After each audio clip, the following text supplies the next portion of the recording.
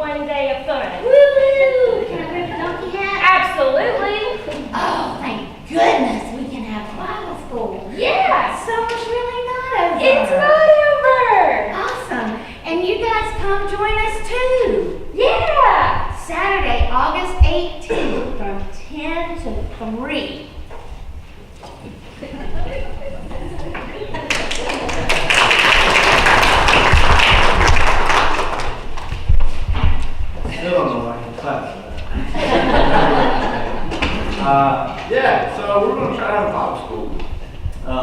And we're also going to do an adult Bible school, so if anybody wants to come out for that, if you feel like you don't want to run around with children, we are welcome. We're going to do it for the first half of the day, just from 10 to noon. So if you want to help, though, we really need any kind of volunteers that we can get. So please come out for that. I want to direct your attention to the bulletin for some announcements. Today, at 5 o'clock, we're going to have a Wednesday night supper team meeting. So anyone who is a part of a supper team, especially if you head your supper team up, or if you're interested in becoming a part of one, we could use your attendance today for the meeting. We're just going to kind of go over some things, try to figure out what can make it better, what can make it easier on the teams, and also maybe look at recruiting some members for the team before we start getting that schedule ready. So please come out for that at 5 o'clock tonight. And then this Wednesday we're going to do softball again. So if you weren't able to make it the first time or did and had a lot of fun, please come out for that. This is at the Biscoe Park, the softball field back there. That'll be at 6 o'clock. We had a great turnout last time. We're going to do hot dogs again and drinks and chips and everything, so come on out for that. And then this Thursday at 11 a.m. is our monthly community meal. This is going to be the last time that we do it before the fall hits. Starting in September, we're going to start doing it every Thursday. So we're going to get that consistently going, and that'll be a good time. And then next Sunday, we're having our church-wide pool party at the Biscoe Pool from 7 to 9. And also, we are having a VBS meeting tomorrow night. So if you want to know more about it, or if you want to volunteer for any of that, that'll be at 6 o'clock tomorrow night. 6 o'clock tomorrow night. And then I wanted to direct you finally to the offering financial report on the back. In all my years of working in church, I don't think I've ever seen a church actually make budget in June or July. So good job. There's still, several more months left. So don't think this is a good time to quit paying, quit giving offerings. But I just wanted to say, great job. Thank you for July, because that was a really good month. That's going to help us get caught up. But we really appreciate that. Any other announcements? Let's move into our congregational concerns and thanksgivings. I wanted to let everyone know that Thelma is having her surgery tomorrow on her knee. She's got to be there at like 5 a.m., but it'll be at some point tomorrow morning. be in prayer for her as she's going through that procedure, and I'll update you with the one call tomorrow. And then Jimmy Cable, he's starting therapy at his home this week where he had a stress fracture in his hip, so remember him. And then I was told that Jean Allen, Jeff Allen's wife, passed away this week, so I think she was known, well liked by the community and people in it, so please remember her and Jeff as he's going through this loss. What other congregational concerns and Thanksgivings might we mention today? Josh, we remember Gail Fish, that's June's mother-in-law. She had heart surgery, pretty serious heart surgery this week. She is at Duke, she's doing pretty well. Got a long road yet.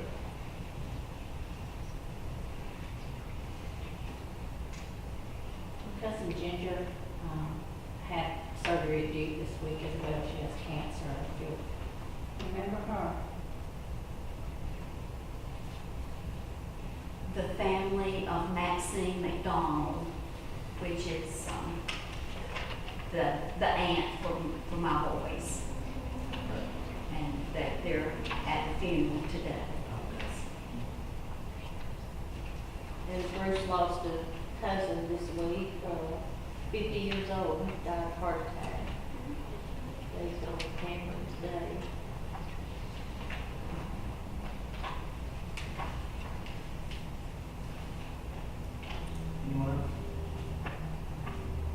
Oh, I got one. Yeah. My sister had knee surgery. I think it was Friday. Teresa.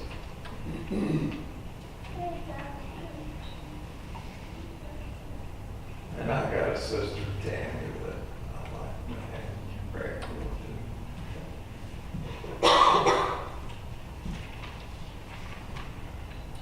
Anyone else?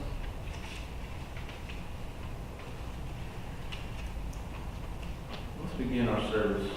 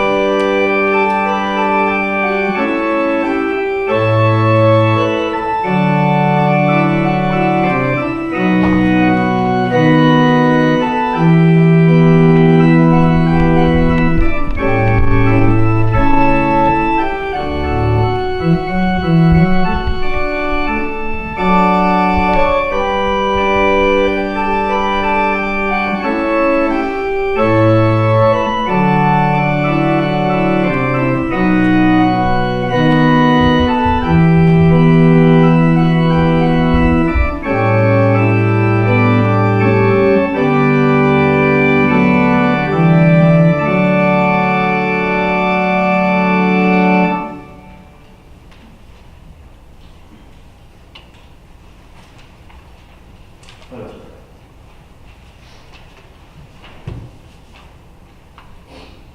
Lord our God, we are thankful for this day. We're thankful that we can come into your house, that we can come to worship you with all our hearts, with all our souls, with all our strength.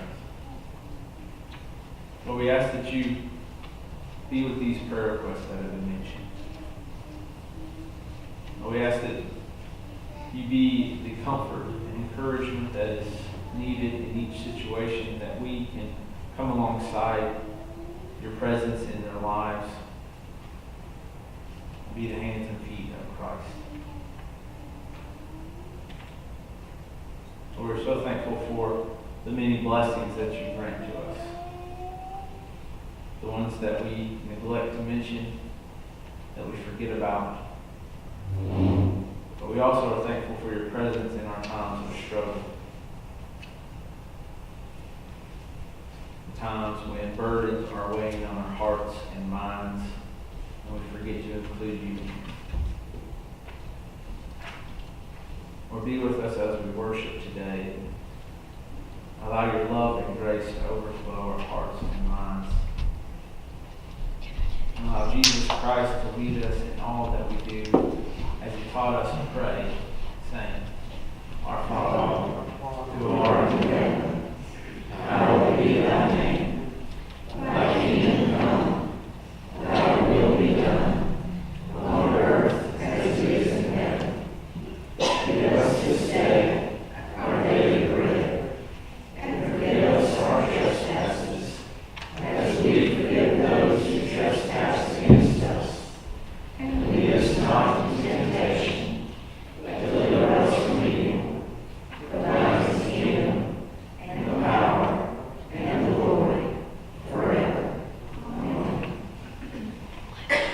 to join and read responsibly our call to worship printed in the bulletin. My soul thirsts for you, O God. Lord, we need thy provision. We are without comfort in our loss. Lord, be our God. Your people long to know your hope. Lord, be our song. We come to worship you, Lord of all.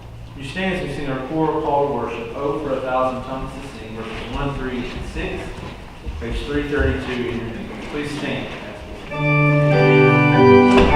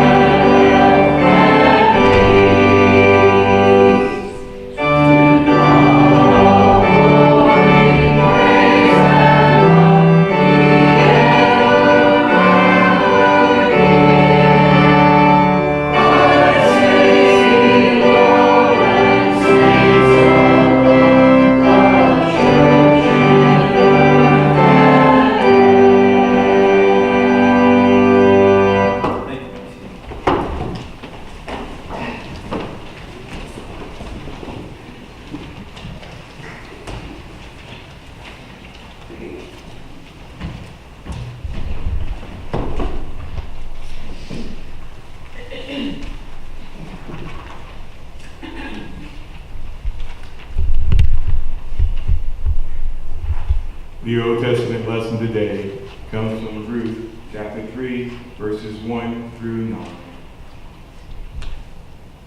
Naomi, her mother-in-law, said to her, My daughter, I need to seek some security for you, so that it may be well with you.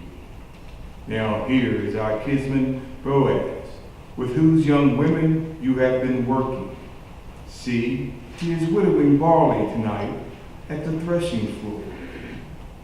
Now wash and anoint yourself, and put on your best clothes, and go down to the threshing floor, but do not make yourself known to the man until he has finished eating and drinking. When he lies down, observe the place where he lies. Then go and uncover his feet and lay down, and he will tell you what to do. She said to her, All that you tell me, I will do. So she went down to the threshing floor and did just as her mother-in-law had instructed her. When Boaz had eaten and drunk, he was in a contented mood. He went to lay down at the end of the heap of grain. And then she came stealthily and uncovered his feet and lay down. At midnight, the man was startled and turned over, and there, lying at his feet, was a woman. He said, Who are you? And she answered, I am Ruth, your servant.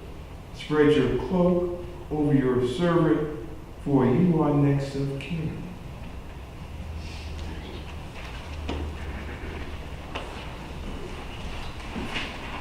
Stand again as we sing our hymn, We Are Travelers on a Journey, page 278 in your hymn. Please stand as we sing.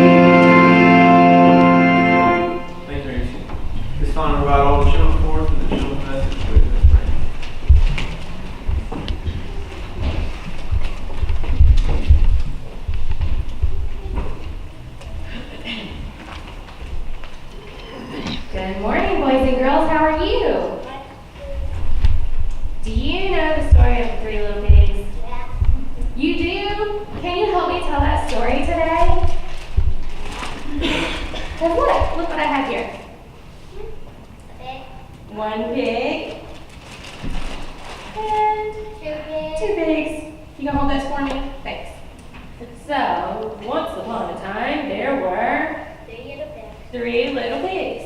And the first little pig built his house out of... Are you sure? Yeah. Okay, built his house out of hay. But then one day, A big fat wolf blew it down. a big bad wolf in sheep's clothing. Yes, in sheep's clothing. A big bad wolf in sheep's clothing. No. Yes. Came and said what? You're the pig, you're the pig, you're the pig. And what did the little pig say? Not by the hair of my head. Not by the hair of my little chinny chin chin. Why didn't you? And then, what did the wolf in the sheep's clothing say? Oh. Husband, husband, blow your house down. And then, what did the next little piggy build his house out of? Sticks.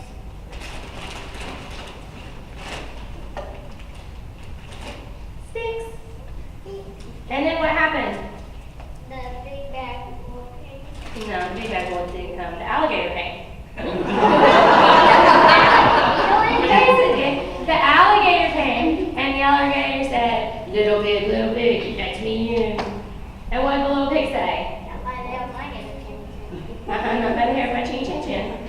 And the alligator said, then I'll chomp, and I'll slash, and I'll tear your house down. And then what did the third pig build his house out of? What's No. You've got this story all. This little piggy built his house out of shaving cream. You're the one who has it all along. Built his house out of shaving cream. No, he didn't. No, he didn't. No, he didn't. And then what happened? The alligator. No, not that. Good try though. The snake came and said, little pig, let me in.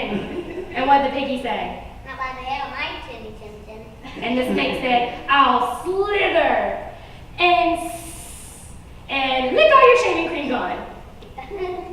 And guess what happened? The snake ate the pig. Was that story full of surprises? Yeah, because you changed it. Because I changed it?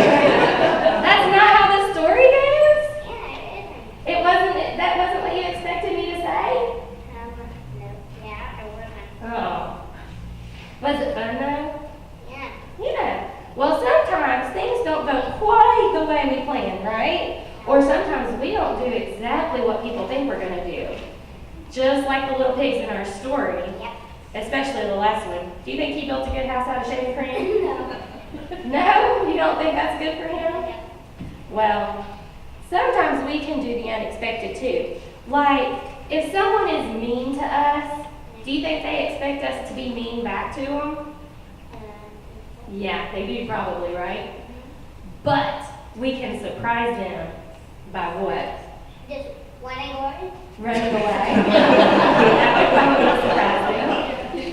What about if we were nice to them? Would that surprise them? Yeah?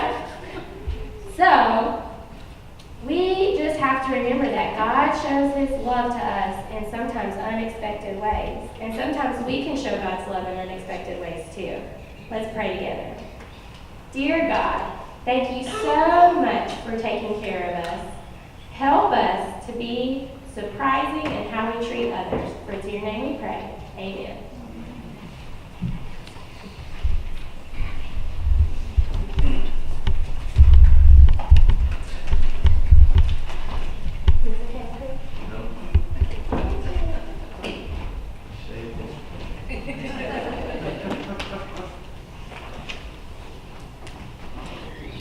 Would you join me now to read responsibly our prayer of confession?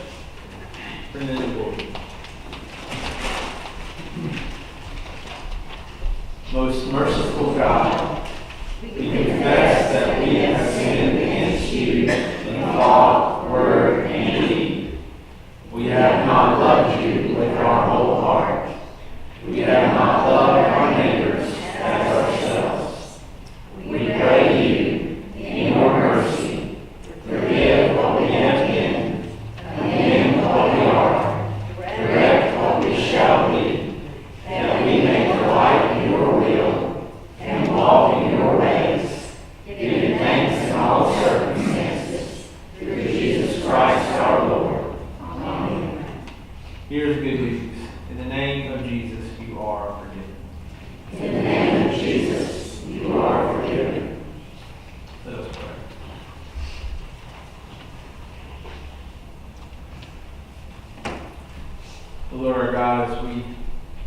come this morning to worship you. We come with so many things that take away our attention from you.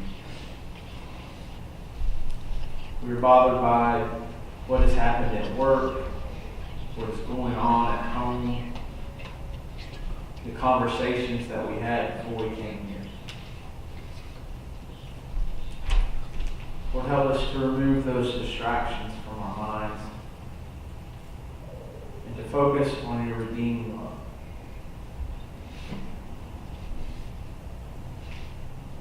How your salvation carries us from one day to the next. And how Jesus Christ, through his love, showed us what grace really is. We are thankful for your presence in our lives. Lord, help us to remember that you are there with us in the good times and the bad, that you are working all around us. It should only happen and can only happen whenever we are aware and we join in. Lord, be with us now as we worship. Allow our hearts and our minds to be whole, solely devoted to you. First in Jesus Christ, and we pray. Amen. To stand as we sing our offertory hymn, Now Thank We All Our God, verses 1 and 3, page 371 in your hymn books. Please stand as we sing.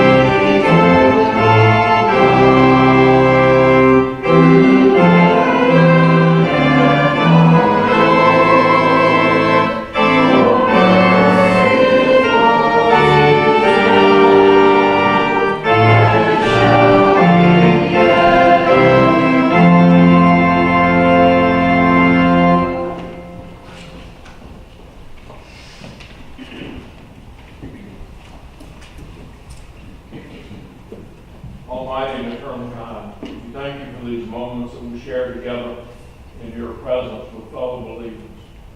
Heavenly Father, we thank you for the many blessings that you have showered upon us. We thank you for the opportunities that you have presented to us. We pray, Heavenly Father, that we have been bold and we've been receptive to those opportunities. Lead us and guide us and help us as these are presented to us. Heavenly Father, as we take these tithes and these offerings, it's our prayer that they'll be wisely spent for your kingdom's sake in this your world. It's in the strong name of Jesus Christ, our Lord and our Savior, that I pray. Amen.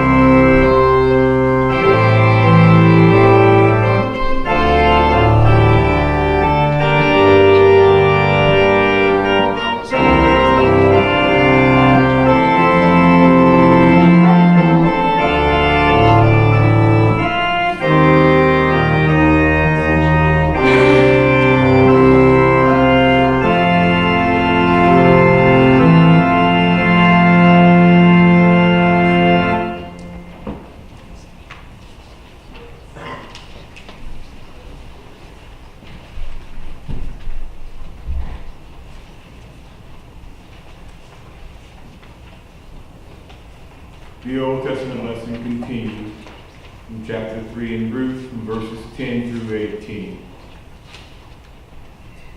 He said, "May you be blessed by the Lord, my daughter. This last instance of your loyalty is better than the first. You have not gone after young men, whether poor or rich. And now, my daughter, do not be afraid. I will do for you all that you ask. For all the assembly of my people know that you are a worthy woman. But now, though it is true that I am a near kinsman, there is another kinsman more closely related than I.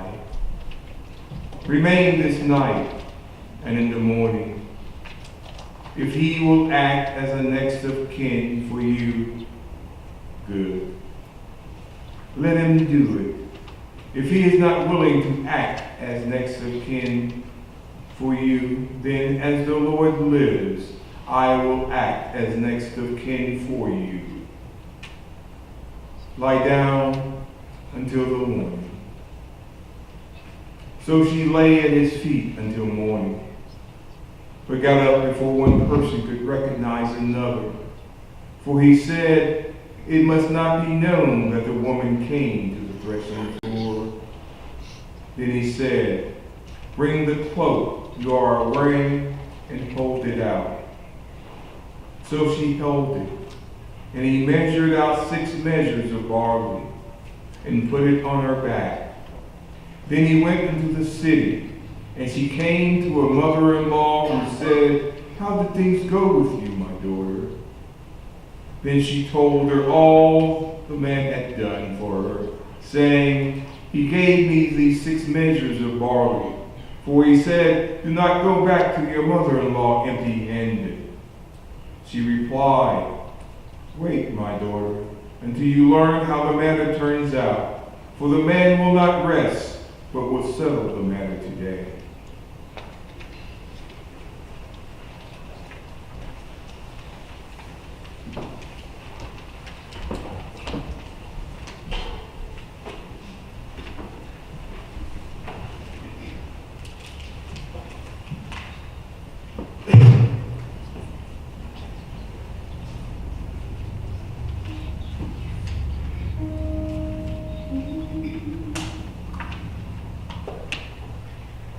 In the lightning flash across the sky, His mighty power I see, and I know if He can reign on high, His light can shine on thee. I've seen it in the lightning, heard it in the thunder, and felt it in the rain. My Lord is near me all the time. My Lord is near me all the time. When the thunder shakes the mighty hills and trembles every tree, then I know a God so great and strong can surely armor me. I've seen it in the lightning, heard it in the thunder, and felt it in the rain. My Lord is near me all the time. My Lord is near me all the time. When refreshing showers cool the earth and sweep across the sea,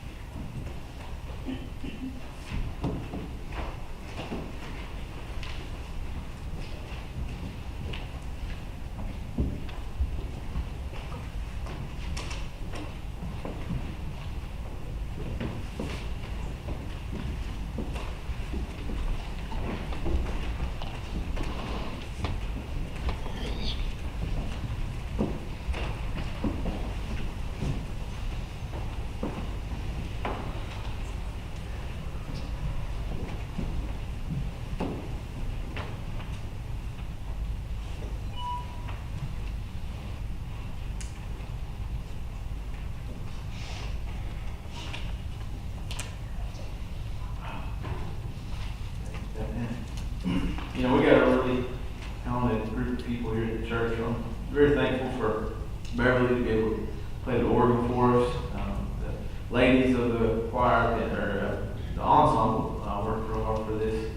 And over the next few weeks, while Rebecca is gone, we're going to have some different specials, depending on what's available. So, but we're very thankful for them, for their talent, and for what they do for the church. And then even Laura Flatt came this week and helped me with the bulletin. So it was really nice to have her come and help as well. So a lot of people that have been pitching in, and so we're going to continue that. But I just wanted to say that. In our culture, there are certain roles that people will take on depending on a number of factors. If you're from an older generation, there's probably an understanding that women care for the home and the kids, possibly even not working but choosing to be a homemaker. The men are understood to be the main source of income while working long hours. That's how my grandparents worked. That's how they understood life. Still, some view that as traditional in the U.S. My family was a little different, though. My mom was always the one who made the most money, and my dad did most of the laundry and household chores. So early on, I saw a different way that gender roles worked. Today, Brandy and I, we share all the chores and raising the kids. We each take time cooking and cleaning and doing the dishes, and the roles in our household are different from others, probably than yours. Just like yours might be different from other people's. But sometimes those roles are chosen, like in our family.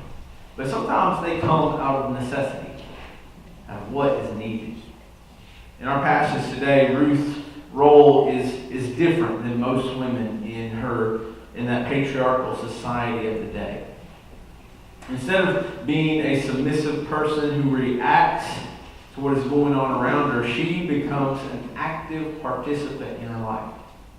She takes the initiative to ensure her protection. She makes sure that she and Naomi will have a future even at the cost of her own safety and pride.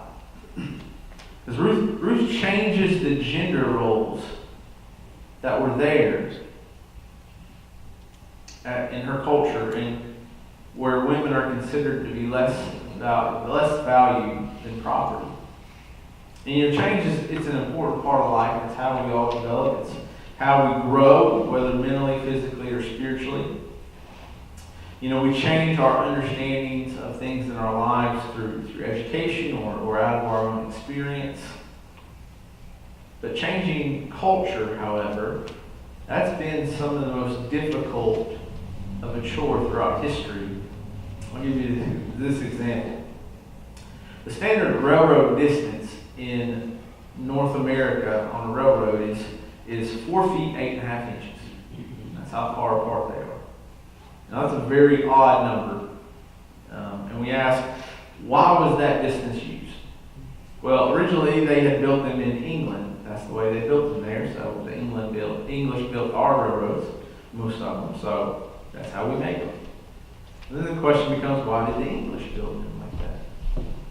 Well, the first rail lines were built by the same people who built those pre-tramway railroads, and that's the distance that they use. Well, why did they use that distance? Well, because the people who built the tramways used the same jigs and tools that they used for building wagons, which they used that wheel spacing for.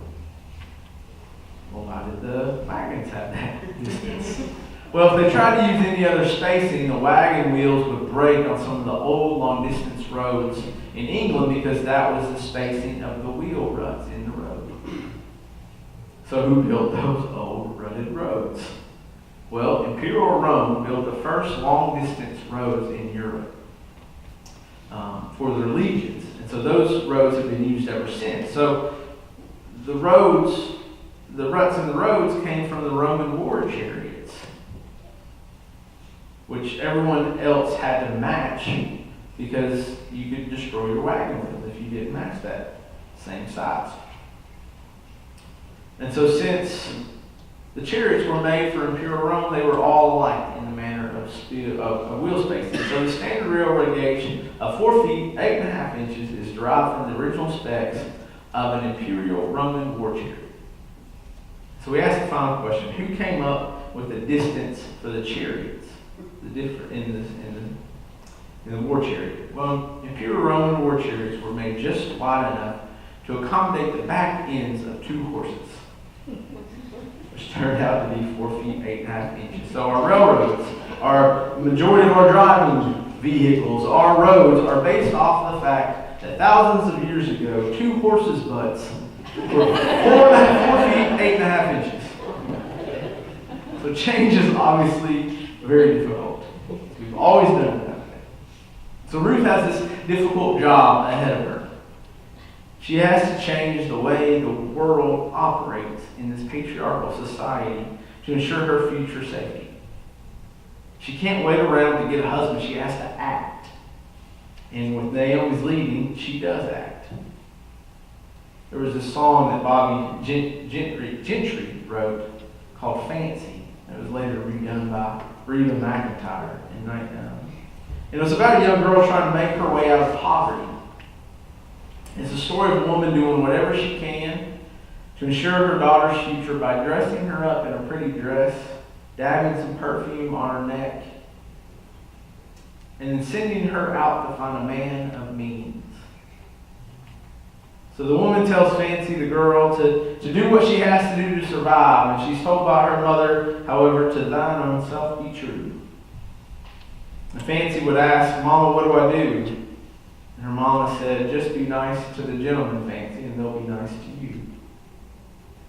So Fancy ends up making it out of poverty, as the song says, and it wasn't, as she says, it wasn't long after that a benevolent man took me in off the streets. 1 week later, I was pouring his tea in her 5-room penthouse suite. Since then, I've charmed a king, a congressman, and an occasional aristocrat, and I got me a Georgia mansion and an elegant New York townhouse flat. She made it on up. So this is Ruth's story in our modern day terms. This is what happens. Ruth and Naomi have been surviving, but Naomi wants something better, something more for Ruth. Naomi sees what care and compassion Boaz has had on Ruth and sees an opening here. Ruth needs to close in the deal whatever way she can. So Naomi gussies up Ruth, has her look her best, and then sends her to the threshing floor. As one scholar notes, it appears that Naomi is advising Ruth to end her period of mourning over her widowhood and get on with normal life. And it may very, very well be that Ruth had always worn the garments of widowhood even as she was working in the fields. Perhaps this was the reason for why Boaz didn't look for her. Because as an upright man, he would not violate a woman's right to grieve the loss of her husband, nor impose himself upon her until she was ready. And this is what Ruth does. She doffs the garments of widowhood. She gets all cleaned up and dressed up, and she goes to the threshing floor to move on. Now, the threshing floor in biblical times was the center of any area's economy. It was where the landowners went to sell or trade goods, much like a farmer's market. During the day, it became a place where like society, civic cases were heard, and the harvest was plentiful, and care was taken for the widows and the orphans. In the daytime, it was a fairly harmless place to go. But at night, it was a place no woman ever wanted to go unless they were a prostitute. Once the wine and the celebration from the harvest started flowing, it started to look like a raucous wild party. Ruth going to the threshing floor is not only dangerous, but it's a potentially fatal move for her in that society. Women were known to get raped on the threshing floor at night. The choice that she and Naomi were making was risky, to say the least. But when someone is simply surviving, like Ruth, like Naomi, a dangerous risk is well worth it. There was a movie a few years ago called 127 Hours. And it would tell the story, powerful story, of Aaron Ralston. Ralston was this outdoorsman, and he would go hiking one day in a remote southeast Utah. The hike was supposed to be just for one day, but it turned into 5 after a boulder that Ralston was climbing on, it dislodged. It pinned him, it fell on top of him, pinning his right arm between the boulder and the canyon wall.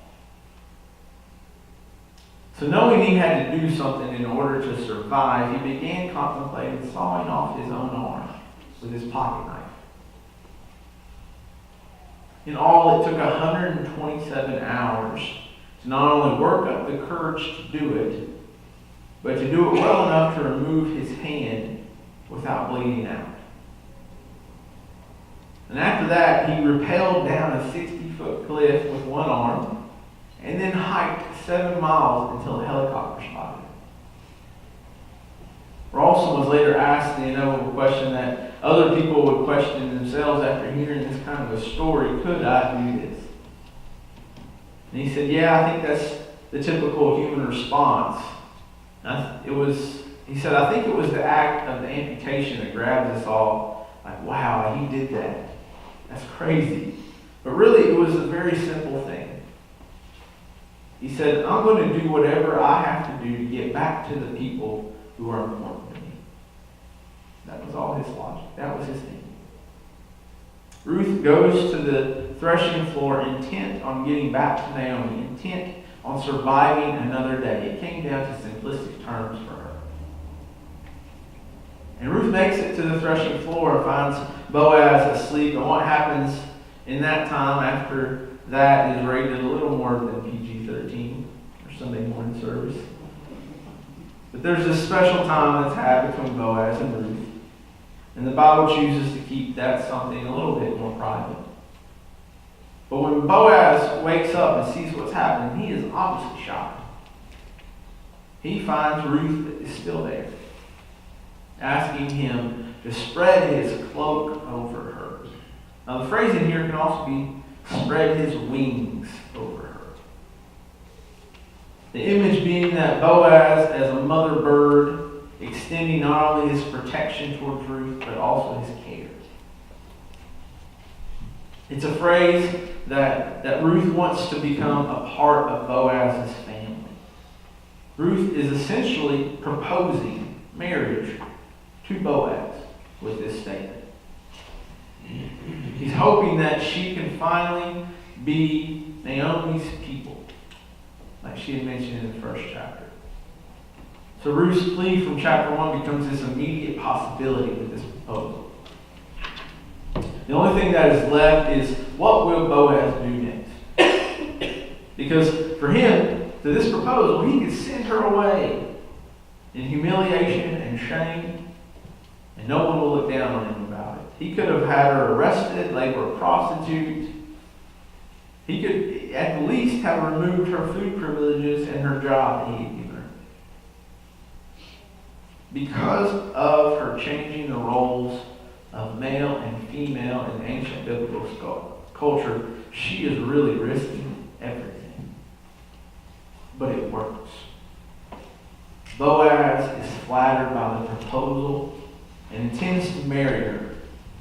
And then after needing to sort out something that we'll talk about next week, Ruth is on the way towards redemption, towards wholeness, towards healing from all the tragedies that her and Naomi have experienced. Frederick Buechner says the sad things that happened long ago will always remain a part of who we are, just as the glad and gracious things will too.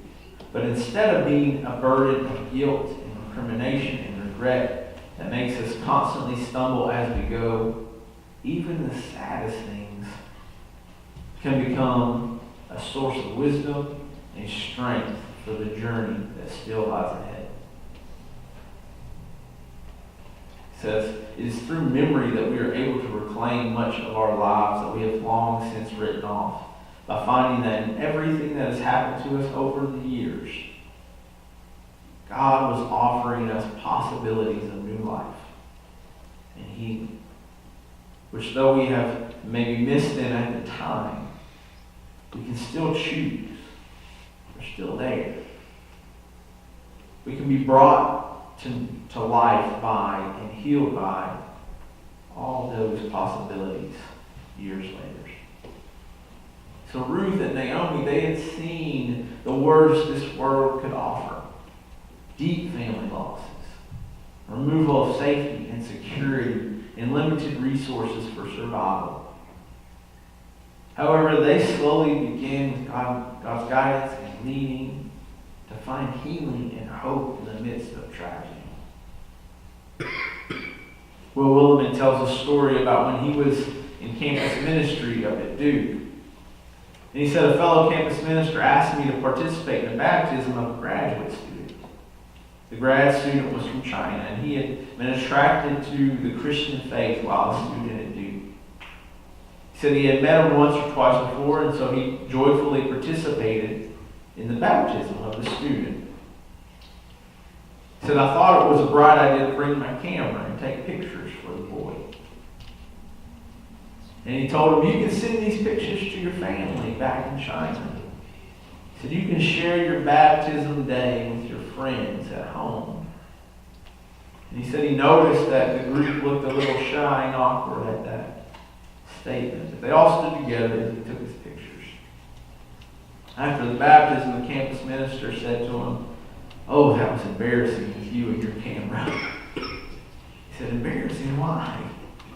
He said, well, because now he's baptized, his life has been ruined. His parents say that they will disinherit him. The government will probably take away his scholarship. He can't show those pictures to anybody back home. His life, as he knew it, is over. He's been baptized into Jesus. Ruth took a risk going to the threshing floor. Her life could have been over. All that she had worked for could have been taken away. Her life, however, changed forever. Her life was never the same after that. She trusted in Naomi and Naomi's God, who we still trust today in the person of Jesus Christ. We are all baptized into Jesus when we accept him as our Lord and Savior. We are baptized into Jesus, and our lives should also never be the same. Maybe today you never accepted Jesus Christ as your Lord and Savior. Maybe you would like to join this church with baptism or transfer a letter, or maybe simply like me to pray for you. Whatever decision you would like to make, I'll be down front as we sing our closing hymn, Have Thine Own Way, Lord, page 493 in your hymn book, verses 1 and 2. Please come as we sing. Thank you.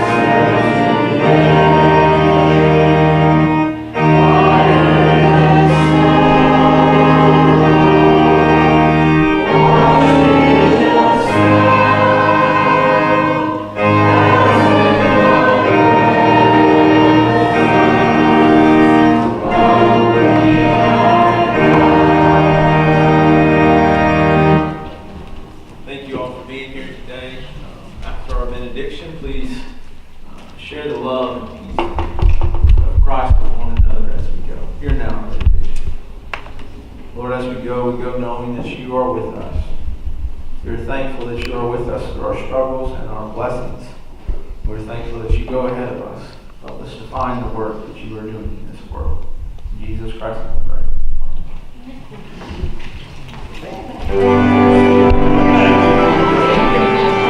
Push